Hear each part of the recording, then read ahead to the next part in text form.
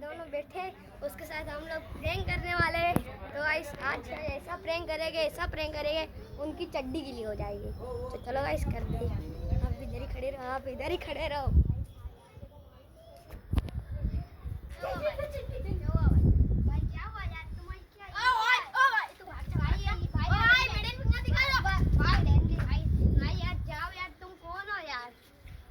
जाओ ना, अभी फटकारूंगा।